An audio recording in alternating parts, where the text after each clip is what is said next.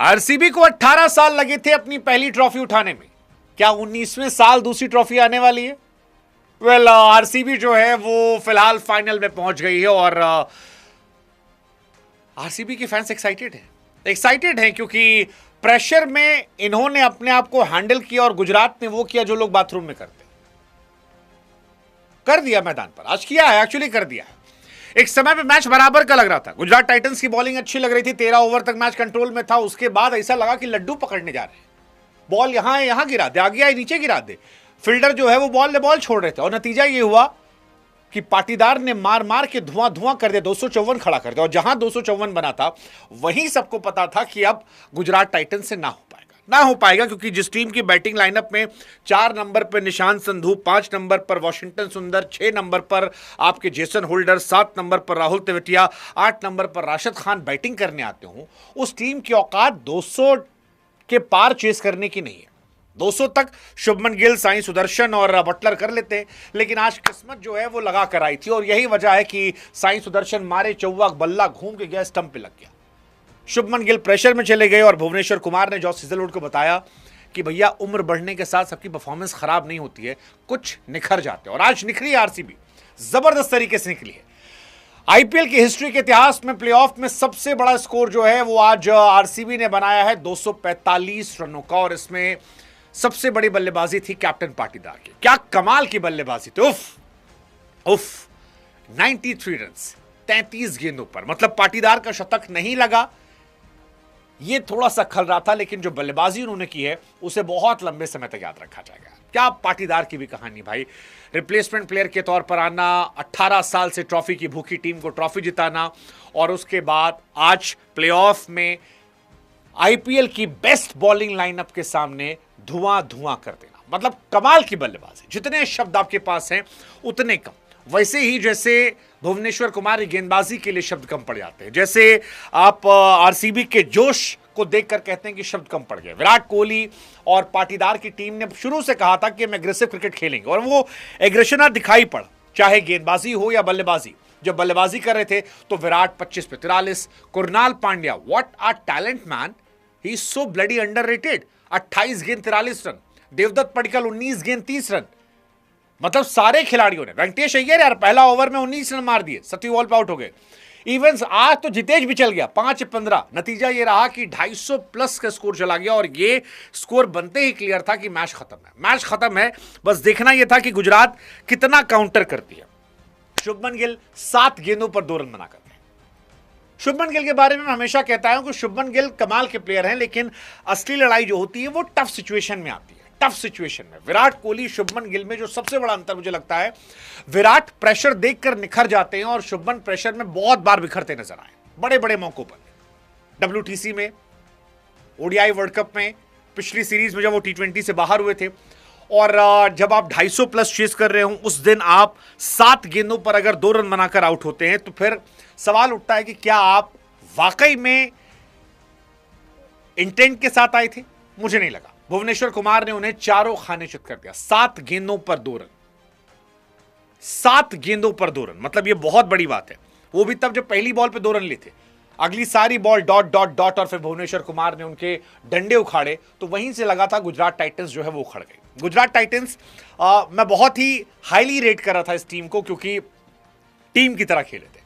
लेकिन गुजरात टाइटंस को लेकर हम सबको ये पता था कि यार 250 के ऊपर इनकी औकात नहीं है और हैसियत नहीं है इनकी टीम की। 250 के ऊपर नहीं बना सकते। मतलब एसआरएच होती, मार सकती थी, एक बार को आरआर भी मार सकती थी कि वैभव चल गया तो भाई बन जाएगा, जायसवाल चल गया, नीचे जुरेल है, फरेरा है। इनके पास वो खिलाड़ी ही नहीं है जो मार सकते हैं। मतलब अगर आपकी टीम का 4 नंबर का प्लेयर वॉशिंगटन सुंदर है, निशांत सिद्धू है, तो फिर आप सोच नहीं सकते।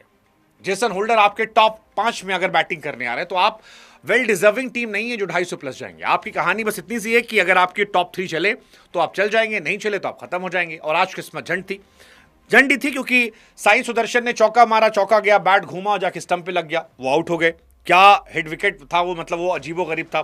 जॉस बटलर और शुभमन गिल को भुवनेश्वर कुमार ने अकेले ही खत्म कर दिया। और भुवनेश्वर को आप देखो भी, जिस फ्लैट पिच पर लोग संघर्ष कर रहे थे, वहां भुवनेश्वर कुमार जो है वो विकेट पर विकेट निकाले थे। शुभमन गिल का जो बोल्ड था वो अपने आप में कमाल था। एक करेक्शन करना चाहूंगा, हेजलवुड ने बोल्ड मारा था जॉस बटलर को, शुभमन गिल ने बोल्ड मारा था, शुभमन गिल को बोल्ड मारा था भुवनेश्वर कुमार ने। Again he is ageing like a fine wine, but जो भी था बहुत कमाल था, अद्भुत था, अद्भुत था।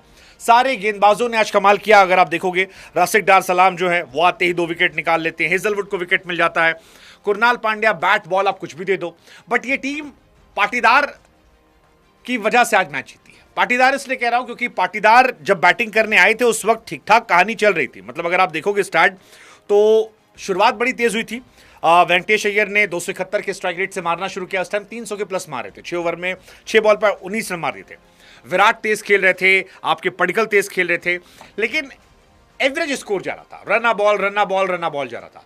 उसके बाद जो पाटीदार ने खेला है, 9 छक्के मारे उन्होंने, 5 चौके और 9 छक्के, आई थिंक वो मैच पलटने वाला मोमेंट था। क्योंकि क्वालिफायर 1 में अगर आप रबाडा जैसे बॉलर को फेंटे फेंटा मारते, और रबाडा आज नींद नहीं आएगी उनको, क्योंकि रबाडा ने एक बेबी सिटर जो था वो छोड़ा था। आसान कैच, ऐसे लॉलीपॉप आ रहा था प्रसिद्ध कृष्णा की बॉल पर, और एक ही ओवर में 2 कैच छोटा।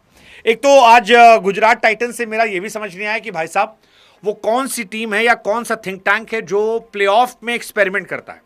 कुलवंत को आज खिलाया गया, पहला ओवर ठीक गया, दूसरे ओवर में 27 रन वो ठोके गए, और वहीं से मैच जो था पूरा मोमेंटम शिफ्ट हो गया, क्योंकि उस 27 के बाद वो रुके ही नहीं।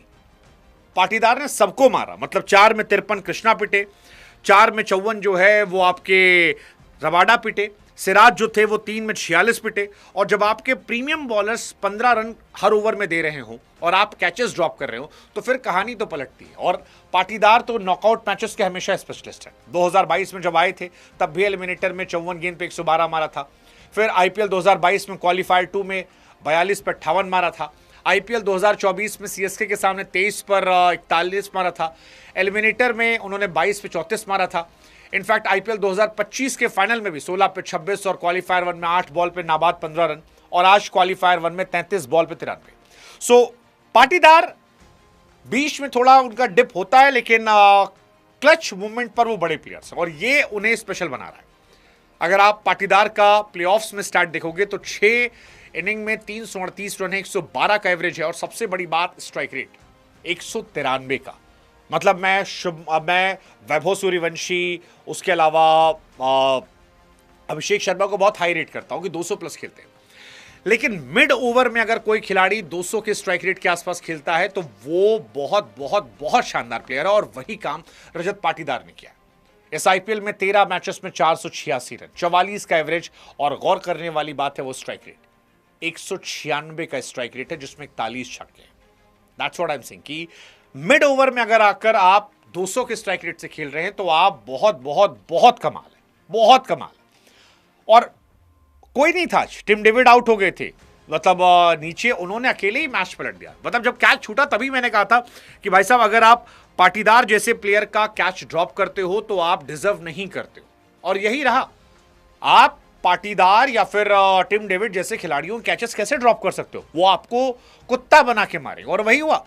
पहले 13 ओवर में 128 रन पे 3 विकेट था, और आखिरी के 7 ओवरों में 126 पे 2। That defines the madness of this man whose name is Rajat Patidar. 13 over में 128 और फिर 126, क्या कमाल की पारी है, कमाल की पारी। और उसके बाद वहीं एक्चुअली मैच खत्म हो गया था। मतलब कमेंटेटर से भी आप पूछते तो उन्होंने भी कह दिया था कि भाई साहब मैच बचा कहां है, 13 ओवर में 128 कहां मैच बचता है। इतना बड़ा अगर आप स्कोर कार्ड खड़ा कर दोगे जहां बॉलर को पता है कि अब जाके केवल विकेट निकालना है, रन पिट रहे हैं पिटने दो, इनकी औकात नहीं 250 मारने की, और वही हुआ। आते ही विकेट ठक ठक ठक ठक ठक। मतलब गुजरात टाइटंस ने शुरू में तो इतना इजी विकेट गिराए हैं कि पता नहीं लगा था। भुवनेश्वर कुमार ने 2 रन देकर पहले ओवर में शुभमन गिल का विकेट निकाल दिया, खत्म कर दिया उन्होंने। और जीटी सब जान तो 3 पे डिपेंड करती है। आरसीबी फिलहाल एक ऐसा लग रहा है, मुझे लगा था कि टफ कंपटीशन होगा, बट अब ऐसा लगता है कि इजी कॉम्पिटिटर पा गया वो, और उसकी वजह सिर्फ यही है कि सामने वाली टीम के पास बैटिंग है ही नहीं, और जब बैटिंग आपके पास नहीं होगी तो फिर कहानी गड़बड़ होगी। आशीष नेहरा इसके लिए पूरे जिम्मेदार हैं, क्योंकि नेहरा साहब ने क्या सोचकर ऑक्शन में ये खिलाड़ी चुने थे मुझे नहीं पता, मुझे नहीं पता। और आज भी नेहरा साहब का वो जो एक स्पेशलिस्ट बॉलर लाने का फैसला था वो मेरी समझ से परे था, मेरी समझ से परे था। इसी वजह से बैटिंग नहीं, आपकी बैटिंग 2-3 प्लेयर पे नहीं हो सकती। आप आरसीबी को देखो, वेंकटेश अय्यर खेल रहा, फिल शॉट बाहर बैठा, उसके बाद विराट कोहली यार रन मशीन है, 600 प्लस रन 2026 में, आज भी उन्होंने अच्छी पारी खेली, मतलब उनके बारे में इतनी बात नहीं हो रही, बट 28 बॉल पे 43 रन। 2023 में 600 प्लस, 24 में 600 प्लस, 25 में 600 प्लस, 26 में 600 प्लस। पहले खिलाड़ी हैं 4 सीजन में 600 प्लस बना चुके हैं, और 600 प्लस ये बहुत बड़ी बात है 37 साल की उम्र में। इस साल भी देखो हर मैच में 38 पे 69, 18 पे 28, 16 पे 32, 38 से 50, 49 run, 81 run, 105 run, 58 run, 43 run. ये एक खिलाड़ी है। ऐसे ही देवदत्त पडिक्कल है, आपको हर मैच में बनाते नजर आएंगे। आप कुणाल पांड्या देख लो, 28 पे 43 क्वालिफायर वन में, इससे पहले सारे समय 31 पे 41, 46 पे 73। That's Kunal Pandya for you, again a clutch match. फिर आप पाटीदार के बारे में बात करो, you have Devdutt Padikkal, then आपके पास टिम डेविड। आपकी टीम में जब तक पूरी टीम स्ट्रांग नहीं होगी, आप नहीं कर सकते। इन्होंने कहा था एग्रेसिव क्रिकेट खेलेंगे, खेला। सिराज ने 3 पे 46 मारा, रबाडा ने 4 पे 54, होल्डर ने 4 पे 39। Holder was the only bowler जो पिटे नहीं, मिड ओवर में प्रेशर बनाया था उन्होंने। राशिद खान 2 ओवर में 8 रन थे, और उसके बाद पाटीदार ने मजाक उड़ा के मारा उनको। कृष्णा 4 ओवर में 53 रन, मैच खत्म कर दिया भाई साहब। मतलब इसलिए मैं कह रहा हूं कि आपको बहुत बहुत ज्यादा बैलेंस टीम बनानी पड़ती है। आरसीबी इस आईपीएल की बैटिंग में बहुत बैलेंस टीम है, बहुत बैलेंस टीम है। इतने प्लेयर हैं कि अगर 1-2 प्लेयर भी चल जाते हैं तो वो मैच पलट देते हैं, और इनके पास सारे प्लेयर हैं। ऊपर से वेंकटेश मारने की कोशिश करेगा, आज तो इन्होंने यूज भी नहीं किया। आप इमेजिन करो कि ये फिल सॉल्ट को भी ले ले, आप इमेजिन करो कि फिल सॉल्ट को भी खिला रहे हैं। वेंकटेश अय्यर, फिल सॉल्ट, विराट कोहली, उसके बाद आपके पास Devdutt Padikkal, then you have Rajat Patidar, you have Tim David, Krunal Pandya, Jitesh. भाई साहब क्या बैटिंग हो गई, आप सबको मार दोगे। सिर्फ एक एसआरएच ऐसी टीम है जो आरसीबी को पटक सकती है, मुझे अभी ऐसा लग रहा है, मतलब फर्स्ट साइड में, क्योंकि एसआरएच के पास वो प्लेयर है जो चल गए तो चांद तक। उनके भी टॉप 3-4 जो है बहुत खतरनाक है, 4 तो बहुत खतरनाक है, उसके बाद थोड़ी वीकनेस है, उसके बाद थोड़ी वीकनेस। हालांकि ओवरऑल टीम देखोगे आरसीबी सीम्स की दूसरी ट्रॉफी जो है वो उठाएंगे। अंबाती रायडू ने मेरे पॉडकास्ट में कहा था कि 18 साल लगे पहले ही में, अब देखते हैं 56 साल लगे कितना। आई डोंट थिंक सो, मुझे लगता है ये टीम जो है वो ट्रॉफी उठाने के करीब जा रही है। अगला मैच आरआर का है एसआरएच के साथ। 2 मेरे फेवरेट खिलाड़ी 2 अलग टीमों खेल रहे हैं। आई वांट टू सी ये अभिषेक शर्मा क्या करते हैं, ईशान किशन क्या करते हैं, बहुत पसंद है मुझे, क्लासन बहुत पसंद है। But at the same time Rajasthan Royals में I am gonna support Vaibhav Suryavanshi also, and I think पूरा देश जो है वैभव सूर्यवंशी को सपोर्ट करना चाहेगा। यंग गाय, राजस्थान मैच जीते ना जीते, आई विल प्रे कि वैभव सूर्यवंशी जो है वो रिकॉर्ड तोड़ दें क्रिस गेल का। मैं चाहता हूं, दिल से चाहता हूं वो तोड़ दे, और अगर वो ना तोड़े तो अगला मैच खेलने को पा जाए। बट आई होप कि वो रिकॉर्ड तोड़ें, क्योंकि हम सब चाहेंगे कि इंडियन बच्चा जो है वो अगर ऐसा काम करे तो खुशी होगी हमें। अभिषेक शर्मा, ईशान किशन, ट्रेविस हेड, वैसे एब्सोल्यूट सिनेमा होगा अगर एसआरएच वर्सेस आरसीबी होता है। एसआरएच ने अभी पिछला मैच हराया था, सो दे विल बी एक्साइटेड कि भाई साहब हम और आप थोड़े से बस पॉइंट्स पे रह गए थे, अगर हम और आप मिलते हैं फाइनल में तो मजा आ जाएगा। एसआरएच सीम्स ओनली टीम जो मुझे लगता है कि आरसीबी को पटक सकती है, बाकी बहुत बहुत बहुत मुश्किल है, बहुत मुश्किल है, and that's what I believe. मतलब ये आईपीएल काफी एक तरफा हो गया। इस आईपीएल में सबसे खराब चीज जो मुझे लगी वो ये थी, आधे मैचेस में मैं पहले से पता था क्या होने वाला है, आधे मैचेस में, और वही इस मैच के पलटने की थी। So RCB winning is not shocking for me. I think 250 बनते ही फर्स्ट इनिंग में क्लियर था। नेक्स्ट मैच का बताओ, SRH versus RR. I have told you कि मैं वैभव सूर्यवंशी को सपोर्ट करने जा रहा हूं, but at the same time मेरा दिल जो है ईशान, अभिषेक के साथ भी है, शाकिब के साथ है। लेट्स सी कौन जीतता है। आई थिंक वो मैच जो है वो शायद पहले कुछ ओवर में डिसाइड नहीं होगा। ये मैच तो पहले कुछ ओवर में डिसाइड था। फ्लैट पिच थी, और फ्लैट पिच पर जहां बॉलिंग पिटनी शुरू हुई वहां पर गुजरात कमजोर आती है। अगर यही बॉलिंग पिच होती तो शायद गुजरात टाइटंस बेहतर टीम हो जाती, अगर ये अहमदाबाद की पिच होती। बट क्योंकि पिच सड़क थी, सड़क पे बहुत मुश्किल है इनके लिए कम बैक करना, तो आई थिंक ये एक मामला फंसा। ओवरऑल कॉन्ग्रेचुलेशंस टू आरसीबियंस, सीएसके के बाद नंबर 2 टीम जो सबसे ज़्यादा बार क्वालिफाई की है, सो कॉन्ग्रेचुलेशन देम। एंड क्या वो ट्रॉफी उठा रहे हैं, लेट्स सी। आई थिंक काफ़ी स्ट्रॉन्ग चांसेस हैं, काफ़ी स्ट्रॉन्ग चांसेस हैं। 60% चांसेस दैट आरसीबी इस साल कप नाम दो।